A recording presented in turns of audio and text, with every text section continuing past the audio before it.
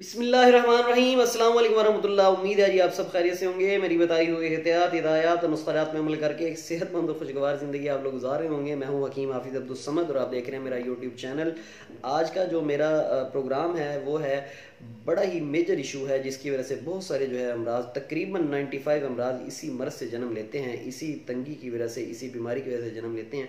तो मैंने कहा कि आप लोग जो है वो बेशुमार नुस्ख़ात इस्तेमाल कर करके तंग आ चुके होंगे। आज मैं आपको वो नुस्खा बताने लगा हूँ कि इंशाल्लाह, और आप हैरान होंगे वो नुस्खा सुन के कि इंशाल्लाह सारी ज़िंदगी के लिए आपकी जो है वो इससे जान छूट जाएगी इस मर्ज़ से। जी हाँ, मेरा जो टॉपिक है वो आज का है दायमी कब्ज़।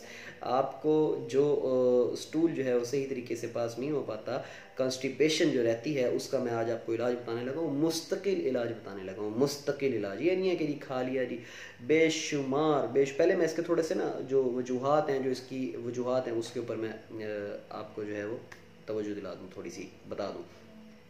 मैं हर वीडियो में तकरीबन ये कहता हूँ कि हमारी जो खुराकें हैं वो बहुत ज़्यादा ख़राब हो चुकी हैं।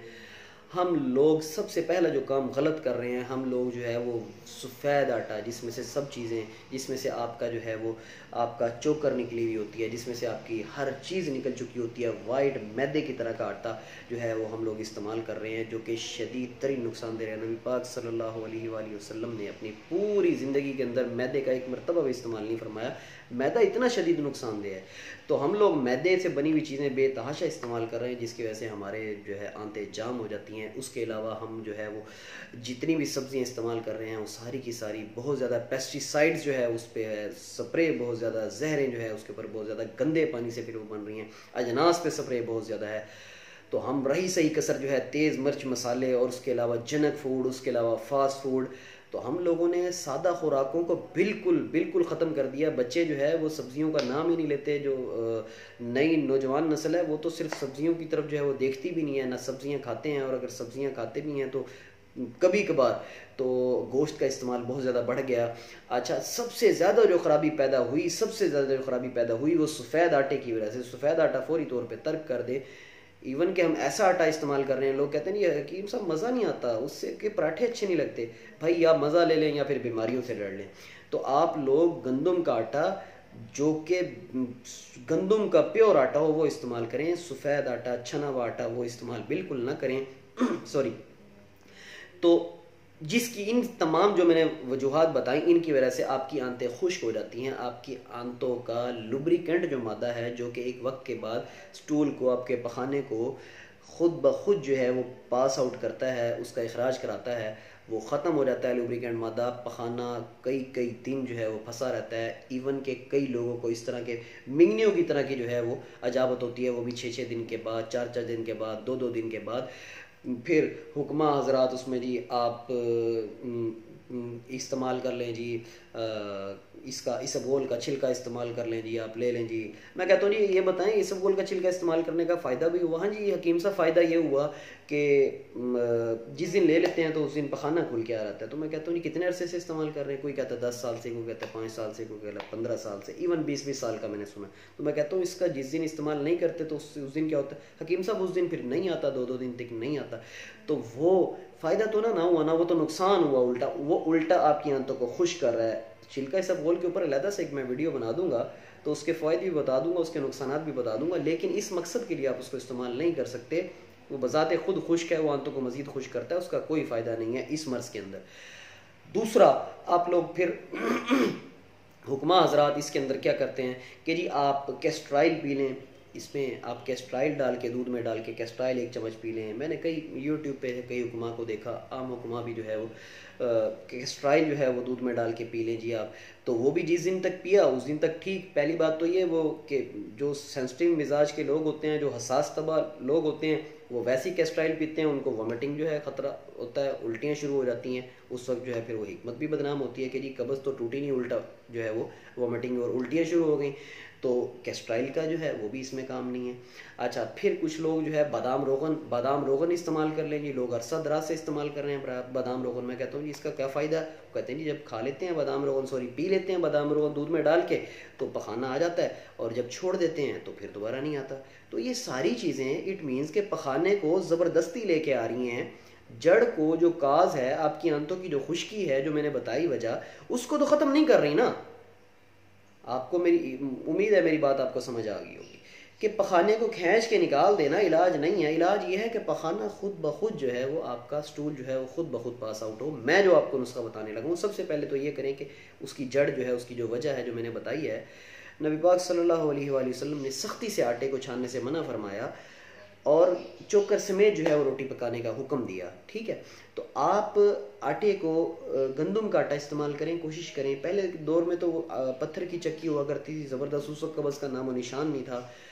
कब्ज़ जब रहेगी आपको तो पखाना जब नहीं आपका इखराज होगा तो उसकी वजह से जब वो अंदर पड़ा हुआ गलता सड़ता रहेगा, उसकी वजह से गैसेस पैदा होंगी, उसकी वजह से जहरें पैदा होंगी, आपका पूरे का पूरा जिस्मानी निज़ाम जहरीला हो जाएगा। आपके 80% आपका जो बैक्टीरिया है, आपका 80% बैक्टीरिया, पूरे जिस्म का 80% बैक्टीरिया आपकी आंतों में होता है, गुड भी और बैड भी।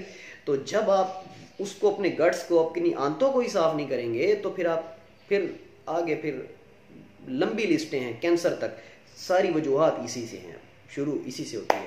नबी पाक सल्लल्लाहु अलैहि वसल्लम ने भी फरमाया, हदीस पाक का मफहूम है कि मैदा तमाम अमराज की जड़ है। तो जब आप मैदे को, आंतों को साफ नहीं कर पाएंगे तो फिर किस तरीके से आप जो है वो तक्को रखते हैं कि आप जो है वो सेहतमंद रह पाएंगे? सबसे पहले जो है आप गंदम का आटा इस्तेमाल करें, फास्ट फूड, जंक फूड उनको कम करें, कोशिश करें कि सब्जियां ज़्यादा इस्तेमाल करें और कोशिश करें कि गोश्त इस्तेमाल करें तो सब्जियों में डाल के इस्तेमाल करें। अब मैं आपको नुस्खे की तरफ लेके चलता हूँ। नुस्खा बड़ा इंतहाई आसान, सादा और वो नुस्खा है कि आप सुन के चौंक जाएंगे, आप कहेंगे हकीम साहब ये नुस्खा तो हमने कभी नहीं सुना। तो मैं जो आपको बताने लगा हूँ अल्हम्दुलिल्लाह मुस्तकिल ख़त्म कर देगा। ये बात मैं अल्हम्दुलिल्लाह आपको पूरे वसूख से कहता हूँ, क्योंकि ये हज़ारों मरीज़ों पे अल्हम्दुलिल्लाह आज़मुदा है मेरा, मेरे वालिद साहब का। अल्हम्दुलिल्लाह ये वो नुस्खा है कि जब आप इस्तेमाल करेंगे इसका फ़ायदा आपको तब पता लगेंगे। इवन के आप बाज़ लोगों को इतनी आंतों की खुश्की हो जाती है, पखाना नहीं आता, कि डॉक्टर हज़रात फिर ये कहते हैं जी ये तो आंतें जो है वो बल खा गई हैं, आंतों की टीबी हो गई है और ये और वो।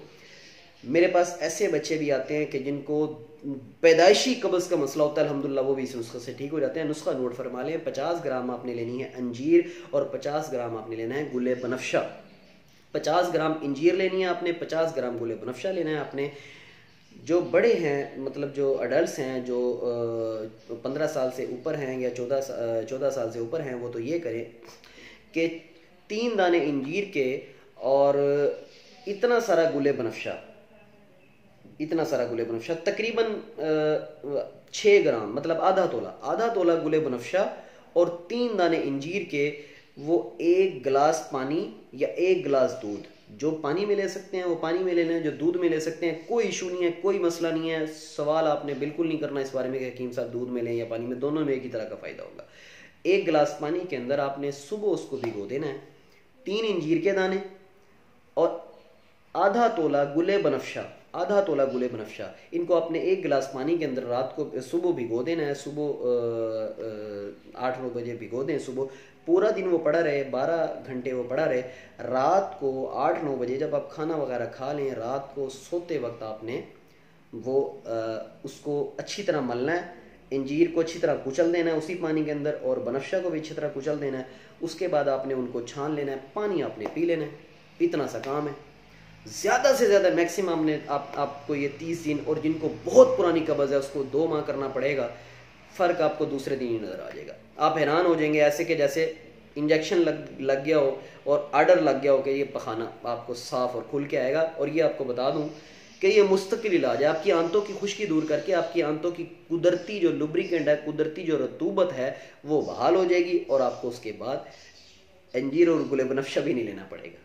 जैसा कि कैस्ट्राइल ले लें, जैसा कि बादाम रोगन लेते रहें मुसलसल, जैसा कि आप जो है वो छिलका इसबगोल लेते रहें मुसलसल, तो ऐसा नहीं होगा। अल्हम्दुलिल्लाह मेरा वो नुस्खा मैंने आपको बताया है सिर्फ़ और सिर्फ अल्लाह ताला की रज़ा के लिए और नबी पाक सल्लल्लाहु अलैहि वसल्लम की खुशी के लिए और नबी पाक सल्लल्लाहु अलैहि वसल्लम की शफ़ात के लिए, कि कल बरोज़े क़यामत जो है मैं उनकी शफ़ात का जो है वो मुझे जो है वो नसीब हो उनकी शफ़ात। तो सिर्फ अल्लाह ताला की रज़ा के लिए और मैं ये नुस्ख़ाजात आपको बता रहा हूँ।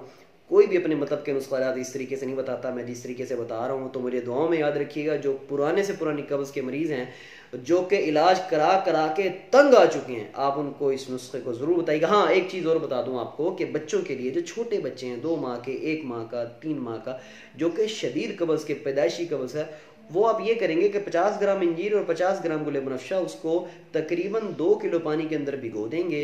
12 घंटे वो भिगा रहेगा एक जोश दे के, मतलब 2 किलो पानी के अंदर आप 50 ग्राम गुल बनफशा, 50 ग्राम इंजीर वो आप डाल के एक जोश दे के उसको उबाल के उसको रख देंगे। उसके बाद 12 घंटे के बाद उसको अच्छी तरह मसलेंगे, उसको छान लेंगे और जो पानी बचेगा उसके अंदर आप तकरीबन आप 1.25 किलो चीनी डाल के उसका आप गाढ़ा शरबत तैयार कर लेंगे। बच्चों को वो 1 टीस्पून सुबह, 1 दोपहर, 1 शाम इस तरीके से आप पिला। इंतहाई लजीज मीठा शरबत बनेगा। बच्चों को आप शरबत के तौर पे आप इसको दे सकते हैं। शरबत का तरीका मैंने आपको बता दिया। मुझे दुआ में याद रखिएगा, इस नुस्खे को शेयर करें ताकि लोग कब्ज़ जैसे संगीन मसले से जो दो चार हैं, साल से जो चार हैं, उससे उनको छुटकारा मिले। इसको इस्तेमाल करें, मुझे दुआएं दें और लोगों को इससे को ज़रूर शेयर करें। अस्सलाम वालेकुम वरहमतुल्लाह।